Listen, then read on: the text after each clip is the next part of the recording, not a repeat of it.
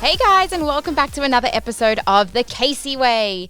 In today's episode, I want to share with you my journey on going from Australia to America for the first time and having my first day on board my very first ship.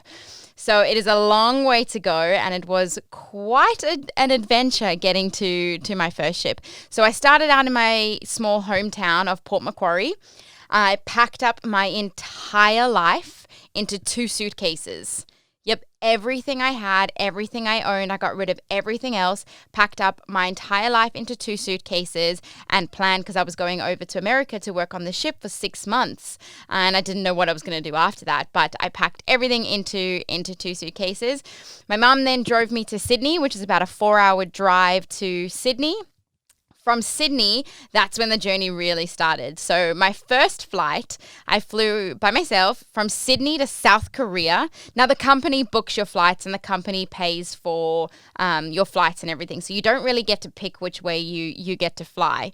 So my flight was Sydney to South Korea, which is about a 10-hour flight. Then in South Korea, I had a 7-hour layover.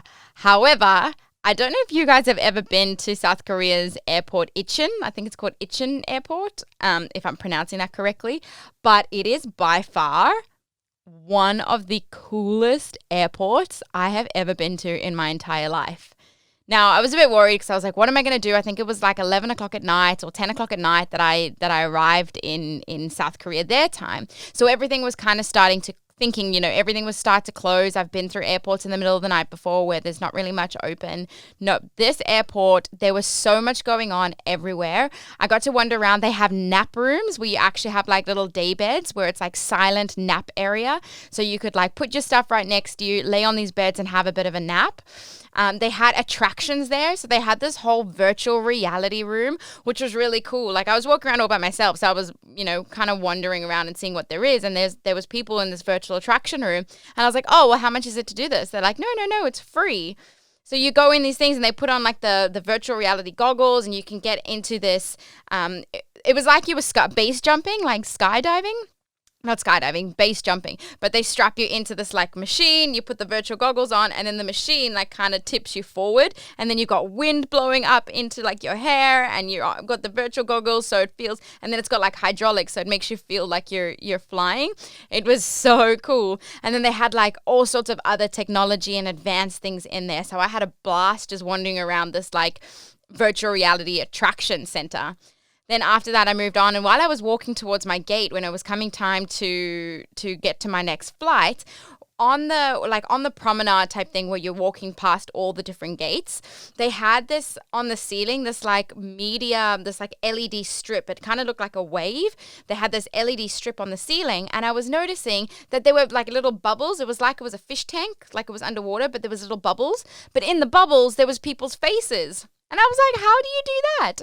Next thing, I looked to my left and there's like a little photo booth style thing. And you stand in this photo booth, you take a selfie, you put your name in and a little message, and then you hit send. And it sends this bubble up onto this like media strip. And then as you're walking down and walking to your gate, you're having this like little head bubble like follow you along on the media strip. So it was just by far one of the coolest airports I'd ever been to. Anyway, suffice to say, I managed to entertain myself for 7 hours on my layover there. Then my next flight was South Korea to San Francisco, which also I can't even remember. I think it was like another 10 or 12 or 13-hour flight. It was a long way. So get to San Francisco. Now, I got there in the morning and I had a 9-hour layover in San Francisco. So I was really hoping, it was my first time to the US, I was really hoping I could get out and about and go and do some things. I think it was like 8 o'clock in the morning that I arrived there. And going through customs and immigration, everybody warned me, it could take a bit longer because of the visa that I was entering in, because I was entering in on a crewman visa. It's called a C1D visa, that they say it can take a little bit longer to get approved and go through the process. So I was like, okay, that's fine. Kind of really wanted to get out so I could get into the city. But that you go through normal immigration and then immigration tells you that you have to go to secondary immigration. So I was like, okay, I'm going to go over to secondary. And then you go and you go up to the counter, you hand in all your stuff and they say, all right, go sit down. I go and sit down, pull out my phone to try and keep myself entertained. This woman yells at me from the other end of the room, like starts screaming at me like, no phones, don't you read the sign, no phones. And I'm like, oh my gosh, okay, I'm so sorry. No, I'm tired. I've just been on a flight. Like I'm not paying that much attention, but okay, we're just sitting in a waiting room. I'll put my phone away. Anyway, I got chatting to the person next to me and I was like, oh my gosh, well, I hope it's not a long wait. And the guy was like, I'm also a crewman. Like he was supposed to be joining a ship. He goes, I've been sitting here for 3.5 hours and they haven't called my name. I was like, what? He's like, yep, I've missed my connecting flight.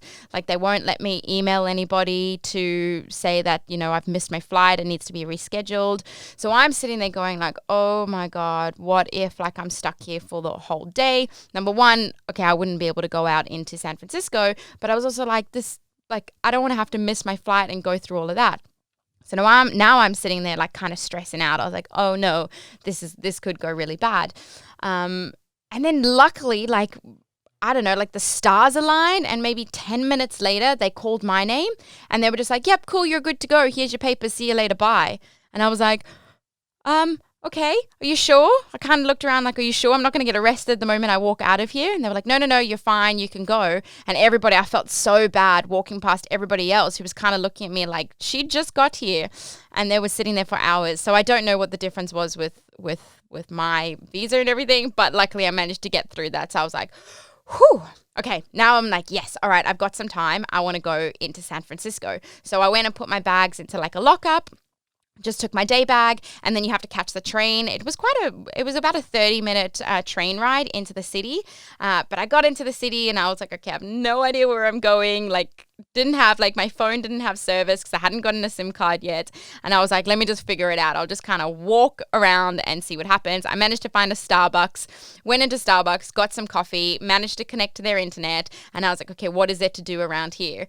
And then they were like, if you carry on walking. So I kept walking like just along, there's a whole water like area. If you just follow the pathway, you'll eventually get to Fisherman's Wharf, which is Pier 39, where they've got lots of shops and entertainment and everything. And I was like, yep, okay, cool. So I kept walked past the area where people go to Alcatraz, because Alcatraz was just, on the water a little way away. Walked past where people boarded the boats to go to that, and then took myself down as well, another 30-minute walk, just enjoying like the fresh air and being in America. And I was like, this is awesome, and traveling. And I went down to the Pier 39 and I wandered around there, and it was really cool. There's like all these little boutique-y shops and it's like this whole little like carnival festival type thing going on there. So I'm walking around and I walk past this one store that had like all this cool like massage equipment and massage stuff. And it was like not a rehabilitation, but kind of like a rejuvenation area. They had the oxygen bars, which, do you remember those? Those were a big thing for a while, those oxygen bars. And like I walk in there and I was just kind of chatting to the guy and I'm like, oh, this is really cool. And he had this whole like big machine that it kind of looked like a sunbed, but it had like water pockets in it, gel pockets.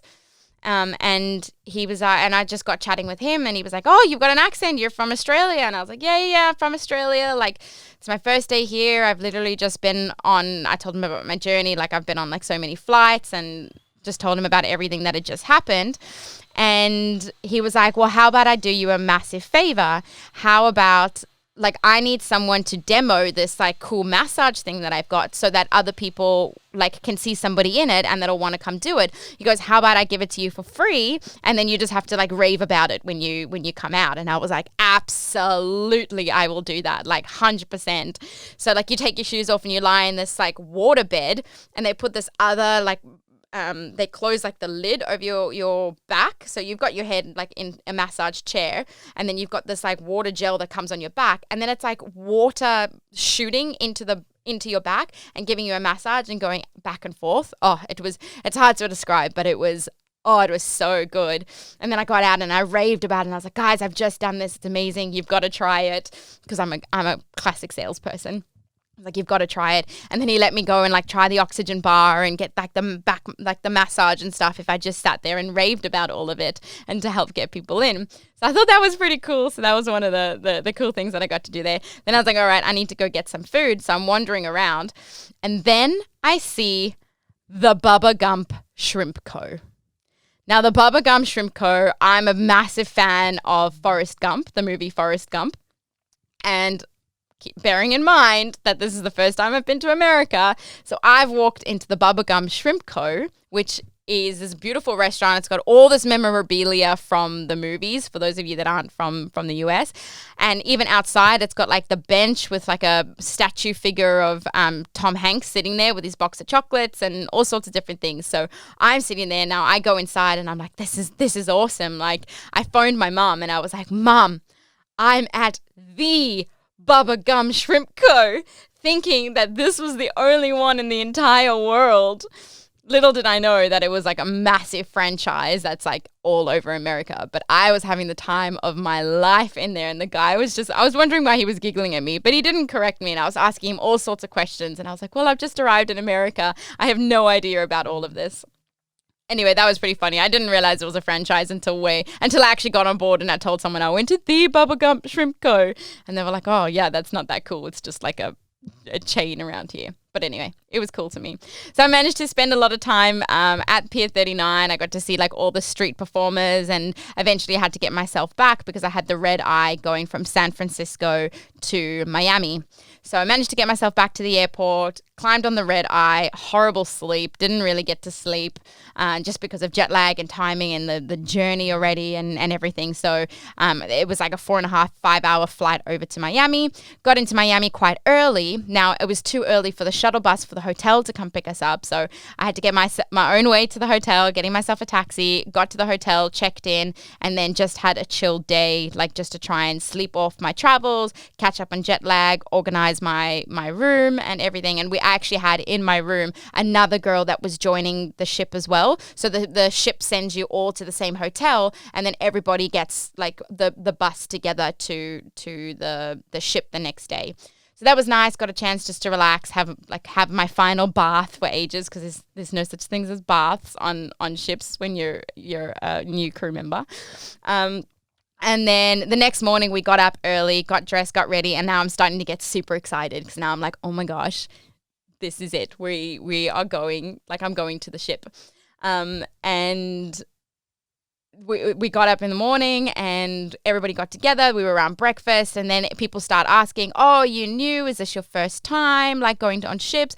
And then you start just interacting with people and you're hearing. So there was 3 other ships that were there that people were going on. So everybody's asking, what ship are you going to? And, you know, where are you going? And what do you do? And what department are you in? And so very quickly I kind of made a couple of friends from the people that were going onto my ship. I was going onto the Carnival Glory.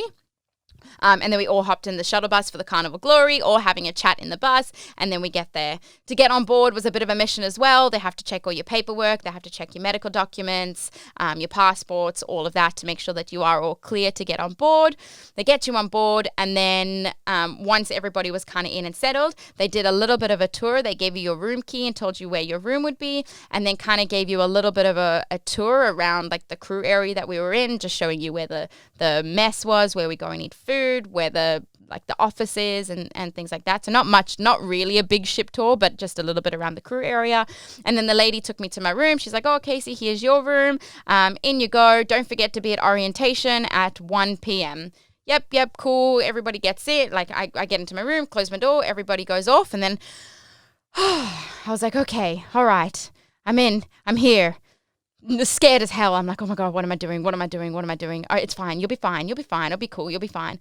And then I sit down on the bed and I'm like, I have no idea where orientation is.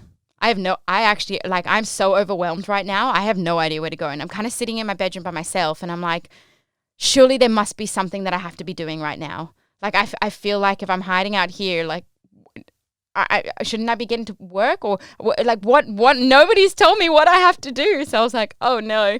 So eventually I was like, okay, you know what, Casey, pack up the courage. You need to go back to the office and you kind of need to be like, you don't know what the hell you're doing. Like, you just need to admit it that you don't know what the hell you're doing.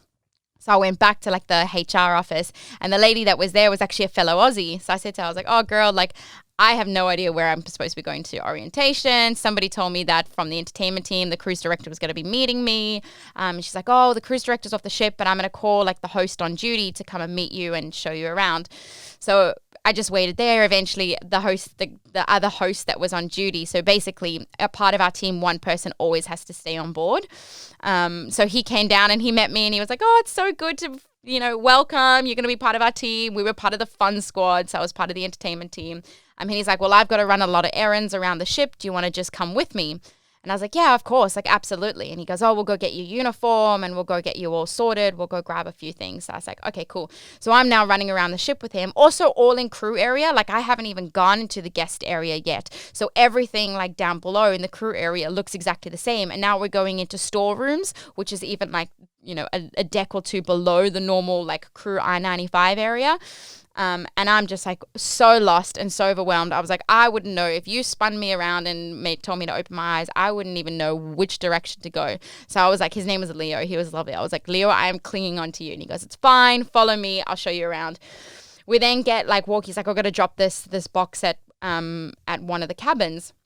So we've gone up. I've obviously seen my cabin, and my cabin's not very big. It's not very big. There's like 2 bunk beds, a tiny little like closet, a tiny little desk, and a really small bathroom. Like it was quite small.